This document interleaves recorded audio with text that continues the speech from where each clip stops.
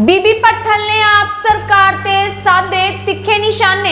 ਇੱਥੇ ਗੋਰੇ ਨੌਕਰੀਆਂ ਮੰਗਣ ਆਉਣਗੇ। ਗੋਰੇ ਤਾਂ ਜਦੋਂ ਆਉਣਗੇ ਦੇਖਾਂਗੇ ਨੌਕਰੀਆਂ ਮੰਗਣ, ਇਹ ਤਾਂ ਨੌਕਰੀਆਂ ਹੈ ਹੀ ਨਹੀਂ। ਇੰਨੇ ਜ਼ਿਆਦਾ ਨੌਕਰੀ ਦੇਵਾਂਗੇ, ਦਿੱਤੀ ਹੋਈ ਨਹੀਂ। ਤੇ ਜੇ ਹੋਰ ਨਹੀਂ ਹੈ, ਜੇ ਗੋਰੇ ਆਉਂਦੇ, ਤੁਸੀਂ ਵੀ ਭਗਵੰਤ ਮਾਨ ਜੀ ਆਪਦੇ ਬੱਚਿਆਂ ਨੂੰ ਉੱਥੇ ਗੋਰਿਆਂ ਦੀਆਂ ਨੌਕਰੀਆਂ ਛੁਡਾ ਕੇ ਇੱਥੇ ਕਰਨ ਲਾ ਲਓ। ਗਰੰਟੀਆਂ ਦੇਣ ਵਾਲੀ ਆਪ ਸਰਕਾਰ ਹੁਣ ਟਲ ਰਹੀ ਹੈ ਗਰੰਟੀਆਂ ਪੂਰੀਆਂ ਕਰਨ ਤੋਂ। ਜਿੱਥੇ ਭਗਵੰਤ ਮਾਨ ਜੀ ਖੁਦ ਕਹਿੰਦੇ ਹੁੰਦੇ ਸੀ ਸਾਡੇ ਨੌਜਵਾਨ ਹੈ, ਆਹ ਹੈ, ਜੇ ਹੈ, ਉਹ ਹੈ, ਉੱਥੇ ਵਿਛਾੜ ਹੋਈ ਹੈ ਡਾਂਗਾਂ ਦੀ, ਜਿਹੜੀ ਕਿ ਨਿੰਦਣਯੋਗ ਤੇ ਸ਼ਰਮਨਾਕ ਗੱਲ ਹੈਗੀ ਹੈ। ਮੂਸੇਵਾਲੇ ਦਾ ਕਤਲ ਭਗਵੰਤ ਮਾਨ ਦੀ ਸਰਕਾਰ ਤੇ ਵੱਡਾ ਕਲੰਕ। ਇਹ ਆਪ ਕਲਾਕਾਰ ਨੇ, ਇੱਕ ਕਲਾਕਾਰ ਸੀ ਸਾਡਾ ਦੇਸ਼ ਦੁਨੀਆ 'ਚ ਨਾਂ ਉੱਚਾ ਕਰਨ ਵਾਲਾ, ਉਹਦੀ ਸਿਕਿਉਰਿਟੀ ਵੀ ਵਾਪਸ ਲਈ। ਦੂਜਾ ਗੁਨਾਹ ਕਿ ਉਹ ਅਨਾਉਂਸ ਕੀਤੀ ਬਿਜਲੀ ਸਸਤੀ ਕਰਨ ਦੀ ਥਾਂ ਸ਼ਰਾਬ ਸਸਤੀ ਕਰਕੇ ਦਿੱਤਾ ਨਸ਼ੇ ਨੂੰ ਬੜਾਵਾ। ਇਹੀ ਇਹਨਾਂ ਨੂੰ ਇਕੱਲਾ ਰੈਵਨਿਊ ਦੀ ਚੀਜ਼ ਲੱਭੀ ਸੀ ਕਿ ਅਸੀਂ ਉਹ ਸਸਤੀ ਕਰ ਰਹੇ ਹੈਗੇ ਹਾਂ, ਤੇ ਸਸਤਾ ਕਰਦੇ ਦੁੱਧ, ਸਸਤੀ ਕਰਦੇ ਬਿਜਲੀ, ਸਸਤੀ ਕਰਦੇ ਖੰਡ, ਆਟਾ, ਰੋਟੀ, ਇਹ ਸਸਤੀ ਕਰਦੇ।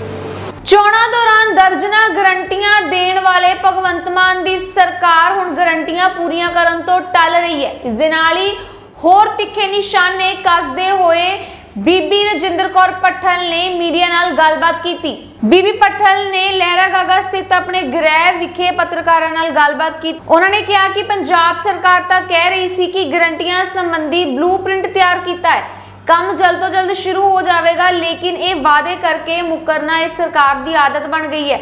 ਇਹ ਸਰਕਾਰ ਨੇ ਬਿਜਲੀ ਸਸਤੀ ਕਰਨ ਦਾ ਲਾਰਾ ਲਾ ਕੇ ਸ਼ਰਾਬ ਸਸਤੀ ਕਰ ਦਿੱਤੀ ਹੈ, ਜਿਸ ਨਾਲ ਨਸ਼ਿਆਂ ਨੂੰ ਬੜਾਵਾ ਮਿਲਿਆ ਹੈ। ਜੇਕਰ ਸਸਤਾ ਕਰਨਾ ਹੀ ਸੀ ਤਾਂ ਦੁੱਧ, ਗੈਸ, ਬਿਜਲੀ, ਖੰਡ ਆਦਿ ਸਸਤੀ ਕਰਦੇ, ਜਿਸ ਨਾਲ ਔਰਤਾਂ ਦੀ ਰਸੋਈ ਆਸਾਨੀ ਨਾਲ ਚੱਲ ਸਕਦੀ ਸੀ।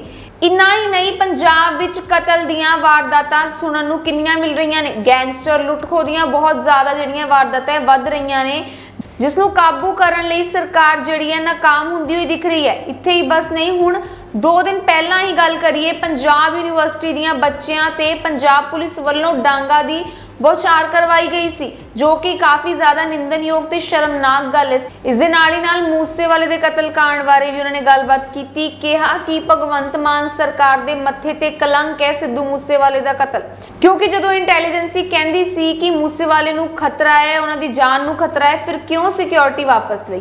ਸਿਕਿਉਰਿਟੀ ਵਾਪਸ ਲਈ ਤਾਂ ਲਈ, ਲੇਕਿਨ ਉਸ ਨੂੰ ਪ੍ਰੋਪਰ ਐਕਸਪੋਜ਼ ਕਰਕੇ ਅਨਾਉਂਸ ਵੀ ਕੀਤਾ ਕਿ ਅਸੀਂ ਵਾਪਸ ਲੈ ਲਈਏ ਸਿਕਿਉਰਿਟੀ, ਜਿਸ ਦੇ ਕਰਕੇ ਗੈਂਗਸਟਰਸ ਨੂੰ ਹੋਰ ਖੁੱਲ੍ਹ ਮਿਲ ਗਈ, ਜਿਸ ਕਰਕੇ ਸਰਕਾਰ ਜਿਹੜੀ ਹੈ ਜ਼ਿੰਮੇਵਾਰ ਹੈ ਸਿੱਧੂ ਮੂਸੇਵਾਲੇ ਦੇ ਕਤਲ ਲਈ। ਕਾਤਲਾਂ ਨੂੰ ਫੜਨ ਦੇ ਨਾਂ ਤੇ ਖਾਨਾ ਪੂਰਤੀ ਕਰ ਰਹੀ ਹੈ ਸਰਕਾਰ। ਜੇ ਚਾਹੁੰਦੀ ਤਾਂ ਉਦੋਂ ਹੀ ਕਾਤਲਾਂ ਨੂੰ ਫੜ ਸਕਦੀ ਸੀ। ਹੁਣ ਸਿਰਫ ਔਰ ਸਿਰਫ ਢੋਂਗ ਕਰਦੀ ਹੋਈ ਦਿਖ ਰਹੀ ਹੈ ਆਪ ਦੀ ਸਰਕਾਰ।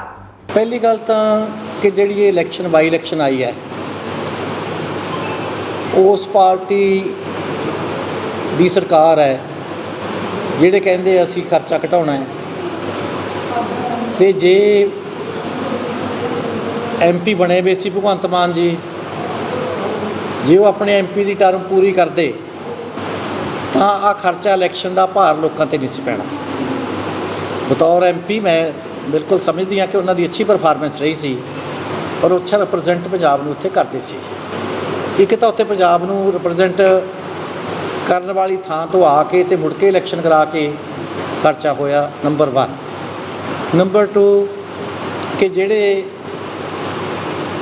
ਇਹ ਸਰਕਾਰ ਨੇ ਵਾਅਦੇ ਕੀਤੇ, ਕੇਜਰੀਵਾਲ ਜੀ ਨੇ ਖਾਸ ਤੌਰ ਤੇ ਗਰੰਟੀਆਂ ਦਿੱਤੀਆਂ ਸੀ 30-31, ਔਰ ਉਹ ਗਰੰਟੀਆਂ ਦੇ ਨਾਲ ਇਕੱਲਾ ਵਾਅਦਾ ਹੀ ਨਹੀਂ ਸੀ ਕੀਤਾ, ਵਾਅਦੇ ਦੀ ਥਾਂ ਗਰੰਟੀ ਲਫ਼ਜ਼ ਵਰਤਿਆ ਸੀ ਕਿ ਬਲੂਪ੍ਰਿੰਟ ਤਿਆਰ ਹੋਇਆ, ਬਹਿੰਦਿਆਂ ਸਾਰ ਅਸੀਂ ਆਹ ਕੰਮ ਸ਼ੁਰੂ ਕਰ ਦੇਣਾ ਹੈ। ਉਹਨਾਂ ਤੋਂ ਇਹ ਬਿਲਕੁਲ ਮੁੱਕਰ ਗਏ ਨੇ, ਪਿੱਛੇ ਹਟ ਗਏ ਨੇ। ਫਾਰ ਐਗਜ਼ਾਮਪਲ ਕਿ 1000 ਰੁਪਇਆ ਬਾਰ-ਬਾਰ ਕਹਿੰਦੇ ਸੀ ਪੈਨਸ਼ਨ ਔਰਤਾਂ ਨੂੰ, ਅੱਜ ਤੱਕ 3 ਮਹੀਨਾ ਸ਼ੁਰੂ ਹੋ ਗਿਆ। ਅਸੀਂ ਨਹੀਂ, ਮੈਂ ਨਹੀਂ ਕਹਿੰਦੀ, ਮੈਂ ਤਾਂ ਕਹਿੰਦੀ ਹਾਂ ਕਿ ਠੀਕ ਹੈ ਸਰਕਾਰ ਨੂੰ ਕੁਛ ਟਾਈਮ ਲੱਗਦਾ ਹੈ, ਪਰ ਕਿਉਂਕਿ ਸਰਕਾਰ ਨੇ ਕਿਹਾ ਸੀ ਸਾਡੇ ਕੋਲ ਤਾਂ ਤਿਆਰ ਪਿਆ ਹੈ, ਅਸੀਂ ਤਾਂ ਇੰਨਾ ਪੈਸਾ, ਇੰਨਾ ਖਜ਼ਾਨਾ, ਇੰਨਾ ਈਅਰ ਮਾਰਕ ਕਰੀ ਬੈਠੇ ਹਾਂ, ਸਾਡੇ ਕੋਲ ਪੈਸਾ ਹੈਗਾ। ਤੇ ਫਿਰ ਕੇਜਰੀਵਾਲ ਜੀ ਵਿੱਚ ਤੇ ਜਿਹੜੇ ਹੋਰ ਲੋਕ ਵਾਅਦੇ ਕਰਕੇ ਕਰਦੇ, ਜਿਨ੍ਹਾਂ ਦੇ ਉੱਤੇ ਇਲਜ਼ਾਮ ਲਾਉਂਦੇ ਆ ਕਿ ਵਾਅਦੇ ਕਰਕੇ, ਝੂਠੇ ਵਾਅਦੇ ਕਰਕੇ ਮੁੱਕਰਦੇ ਆ, ਉਹਨਾਂ ਵਿੱਚ ਤੇ ਕੇਜਰੀਵਾਲ ਜੀ ਵਿੱਚ ਕੀ ਫਰਕ ਰਹਿ ਗਿਆ? ਚਾਹੇ ਇਹਨਾਂ ਨੇ ਬੱਸਾਂ ਦੇ ਮੁਫਤ ਪਾਸ ਕਰੇ ਸੀ, ਸੁਬਾਹ ਨੂੰ ਫੈਸਲਾ ਹੁੰਦਾ, ਸ਼ਾਮ ਨੂੰ ਵਾਪਸ ਲੈ ਲੈਂਦੇ ਆ। ਚਾਹੇ ਇਹਨਾਂ ਨੇ ਜਿਹੜੇ ਗਰੀਬਾਂ 'ਤੇ ਮਾਰ ਜ਼ਿਆਦਾ ਕੀਤੀ ਹੈ, ਗਰੀਬਾਂ ਦੀ ਪਾਰਟੀ ਕਹਾਉਂਦੀ ਹੈ, ਜਿਹੜੇ ਆ ਛੋਟੇ ਮੋਟੇ ਬਣੇ ਵੇ ਆ, ਮੋਟਰਸਾਈਕਲਾਂ 'ਤੇ ਲੱਗੇ ਆ, ਮੇਰੇ ਹੁੰਦੇ ਵੀ ਆਏ ਸੀ, ਮੂਨਕ ਵਗੈਰਾ, ਮੈਂ ਵੀ ਕਹਿੰਦੀ ਸੀ ਵੀ ਜੇ ਇੱਕ ਗਰੀਬ ਆਦਮੀ ਗਲੀ ਬਾਜ਼ਾਰ ਦੇ ਵਿੱਚ ਕੋਈ ਨਹੀਂ ਵੱਡੀ ਗੱਡੀ ਜਾ ਸਕਦੀ, ਜੇ ਕੋਈ ਰੋਟੀ ਕਮਾਉਂਦਾ ਰੋਟੀ ਉਹ ਕਮਾਉਂਦਾ ਨਾ। ਇਹ ਤਾਂ ਹੈ ਨਹੀਂ ਕਿ ਇੱਕ ਸਕੂਟਰ ਰਿਕਸ਼ੇ ਵਾਲਾ ਬਹੁਤ ਵੱਡਾ ਕੋਈ ਕਾਰੋਬਾਰ ਹੈਗਾ, ਤਾਂ ਰੋਟੀ ਜੋਗਾ ਕਾਰੋਬਾਰ ਹੈ।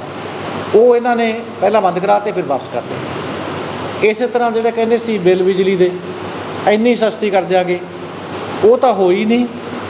ਅਤੇ ਜੋ ਸਸਤਾ ਕੀਤਾ ਲੋਕਾਂ ਦੇ ਸਾਹਮਣੇ ਹੈ, ਉਹਦੇ ਸਗੋਂ ਖਿਲਾਫ ਸਾਡੇ ਪੰਜਾਬ 'ਚ ਮੁੱਦਾ ਹੈ, ਨਸ਼ਿਆਂ ਦੇ ਖਿਲਾਫ ਮੁੱਦਾ ਹੈ। ਅਤੇ ਨਸ਼ਿਆਂ ਦੇ ਖਿਲਾਫ ਮੁੱਦੇ ਵਾਲੇ ਦੇ ਵਿੱਚ ਇਹੀ ਇਹਨਾਂ ਨੂੰ ਇਕੱਲਾ ਰੈਵਨਿਊ ਦੀ ਚੀਜ਼ ਲੱਭੀ ਸੀ ਕਿ ਅਸੀਂ ਉਹ ਸਸਤੀ ਕਰ ਰਹੇ ਹੈਗੇ ਹਾਂ, ਅਤੇ ਸਸਤਾ ਕਰਦੇ ਦੁੱਧ, ਸਸਤੀ ਕਰਦੇ ਬਿਜਲੀ, ਸਸਤੀ ਕਰਦੇ ਖੰਡ, ਆਟਾ, ਰੋਟੀ, ਇਹ ਸਸਤੀ ਕਰਦੇ।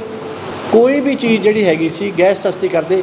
ਇਹਨਾਂ ਨੇ ਇਹ ਸਾਰੀਆਂ ਚੀਜ਼ਾਂ ਤੋਂ ਪਿੱਛੇ ਮੁਨਕਰ ਹੋਏ ਨੇ। ਇਸ ਤੋਂ ਵੀ ਇਲਾਵਾ ਪਰਸੋਂ ਚੌਥੇ ਮੈਂ ਦੇਖਿਆ ਕਿ ਜਿਹੜੇ ਯੂਨੀਵਰਸਿਟੀ ਦੇ ਬੱਚੇ, ਲੜਕੇ ਲੜਕੀਆਂ, ਪੰਜਾਬ ਯੂਨੀਵਰਸਿਟੀ ਦੇ, ਉਹਨਾਂ 'ਤੇ ਡਾਂਗਾਂ ਦੀ ਵਿਛਾੜ ਕੌਣ ਕਰ ਰਹੀ ਹੈ? ਪੰਜਾਬ ਪੁਲਿਸ। ਚੰਡੀਗੜ੍ਹ ਪੁਲਿਸ ਨਹੀਂ, ਪੰਜਾਬ ਪੁਲਿਸ ਕਰ ਰਹੀ ਹੈ। ਜਿੱਥੇ ਭਗਵੰਤ ਮਾਨ ਜੀ ਖੁਦ ਕਹਿੰਦੇ ਆਉਂਦੇ ਸੀ ਸਾਡੇ ਨੌਜਵਾਨ ਹੈ, ਆਹ ਹੈ, ਜੇ ਹੈ, ਉਹ ਹੈ, ਉੱਥੇ ਵਿਛਾੜ ਹੋਈ ਹੈ ਡਾਂਗਾਂ ਦੀ, ਜਿਹੜੀ ਕਿ ਨਿੰਦਣਯੋਗ ਅਤੇ ਸ਼ਰਮਨਾਕ ਗੱਲ ਹੈਗੀ ਹੈ। ਤੀਜੀ ਚੀਜ਼ ਇਹ ਕਹਿੰਦੇ ਹੁੰਦੇ ਬਾਹਰ ਨਹੀਂ ਅਸੀਂ ਜਾਣ ਦੇਣੇ, ਇੱਥੇ ਗੋਰੇ ਨੌਕਰੀਆਂ ਮੰਗਣ ਆਉਣਗੇ। ਗੋਰੇ ਤਾਂ ਜਦੋਂ ਆਉਣਗੇ ਦੇਖਾਂਗੇ ਨੌਕਰੀਆਂ ਮੰਗਣ, ਜੇ ਤਾਂ ਨੌਕਰੀਆਂ ਹੈ ਹੀ ਨਹੀਂ, ਇੰਨੇ ਜ਼ਿਆਦਾ ਨੌਕਰੀ ਦੇਵਾਂਗੇ, ਦਿੱਤੀ ਹੋਈ ਨਹੀਂ। ਅਤੇ ਜੇ ਹੋਰ ਨਹੀਂ ਹੈ, ਜੇ ਗੋਰੇ ਆਉਂਦੇ, ਤੁਸੀਂ ਵੀ ਭਗਵੰਤ ਮਾਨ ਜੀ ਆਪਦੇ ਬੱਚਿਆਂ ਨੂੰ ਉੱਥੇ ਗੋਰਿਆਂ ਦੀਆਂ ਨੌਕਰੀਆਂ ਛੁਡਾ ਕੇ ਇੱਥੇ ਕਰਨ ਲਾ ਲਓ। ਉੱਥੇ ਗੋਰਿਆਂ ਦੀਆਂ ਕੰਪਨੀਆਂ 'ਚ ਹੀ ਕੰਮ ਕਰਦੇ ਆ ਨਾ ਤੁਹਾਡੇ ਆਪਣੇ ਬੱਚੇ, ਉਹੀ ਉੱਥੇ ਲੈ ਆਓ ਤੁਸੀਂ।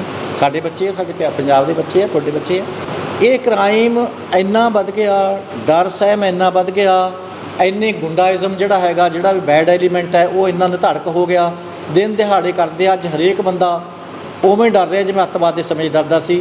ਅਤੇ ਆਹ ਜਿਹੜਾ ਮੂਸੇਵਾਲੇ ਦਾ ਕਹਿੰਦੇ ਹੋ, ਮੂਸੇਵਾਲੇ ਦਾ ਜੇ ਗਵਰਨਮੈਂਟ ਆਫ ਇੰਡੀਆ ਨੇ ਵੀ ਜੋ ਹੁਣ ਸੁਣਦੇ ਆ ਕਿ ਇਨਫਾਰਮ ਕਰਤਾ ਸੀ, ਜੇ ਇਹਨਾਂ ਦੀ ਵੀ ਇੰਟੈਲੀਜੈਂਸ ਵਿੰਗ ਨੇ ਇਨਫਾਰਮ ਕਰਤਾ ਸੀ, ਤਾਂ ਉੱਥੇ ਹੀ ਇਕੱਲੀ ਸੰਜਮ ਅਤੇ ਬਚਤ ਆਉਣੀ ਸੀ ਕਿ ਉਹਨਾਂ ਸਿਕਿਉਰਿਟੀ ਉੱਥੇ ਸਭ ਜ਼ਿਆਦਾ ਸਿਕਿਉਰਿਟੀ ਦਿੰਦੇ। ਇਹ ਆਪ ਕਲਾਕਾਰ ਨੇ, ਇੱਕ ਕਲਾਕਾਰ ਸੀ ਸਾਡਾ ਦੇਸ਼ ਦੁਨੀਆ 'ਚ ਨਾਂ ਉੱਚਾ ਕਰਨ ਵਾਲਾ, ਉਹਦੀ ਸਿਕਿਉਰਿਟੀ ਵੀ ਵਾਪਸ ਲਈ। ਦੂਜਾ ਗੁਨਾਹ ਕਿ ਉਹ ਅਨਾਊਂਸ ਕੀਤੀ ਕਿ ਵਾਪਸ ਕਰ ਲਈ ਅਸੀਂ। ਅੱਜ ਤੱਕ ਉਹ ਬੰਦੇ ਇੱਧਰ ਉਹਨੂੰ ਫੜ ਲਿਆ, ਫਲਾਨੀ ਸਟੇਟ ਦਾ ਫੜ ਲਿਆ, ਧਮਕਾ ਖੂਹ 'ਚ ਇੱਟ ਮਾਰਨ ਨੂੰ ਗੱਲ ਕਰਦੇ ਨੇ। ਅਜੇ ਸਾਨੂੰ ਆਸ ਨਹੀਂ ਕਿ ਅਸਲੀ ਥਾਂ 'ਤੇ ਕਿਤੇ ਪਹੁੰਚੇ ਹੋਣਗੇ। ਬਿਊਰੋ ਰਿਪੋਰਟ, ਸਾਂਝ ਟੀਵੀ। ਫਗਵਾੜਾ ਦੇ ਵਿੱਚ ਆਸ਼ੂ ਦੀ ਹੱਟੀ ਦਾ ਖੁੱਲਾ ਚੈਲੰਜ, ਜਿੱਥੋਂ ਤੁਹਾਨੂੰ ਮਿਲਣਗੇ ਸ਼ਹਿਰ ਵਿੱਚ ਸਭ ਤੋਂ ਸਸਤੇ ਰੇਟ ਤੇ ਸੂਟ, ਲਹਿੰਗੇ, ਸਾੜੀਆਂ ਤੇ ਪਲਾਜ਼ੋ। ਆਸ਼ੂ ਦੀ ਹੱਟੀ ਦਾ ਇੱਕ ਹੀ ਵਾਅਦਾ, ਤੁਹਾਨੂੰ ਮਿਲਣਗੇ ਵਧੀਆ ਕੁਆਲਿਟੀ ਦੇ ਕੱਪੜੇ, ਪਰ ਰੇਟ ਨਹੀਂ ਹੋਵੇਗਾ ਜ਼ਿਆਦਾ। ਇੱਕ ਵਾਰ ਵਿਜ਼ਿਟ ਜ਼ਰੂਰ ਕਰੋ ਆਸ਼ੂ ਦੀ ਹੱਟੀ, ਆਪੋਜ਼ਿਟ ਬੱਸ ਸਟੈਂਡ, ਫਗਵਾੜਾ।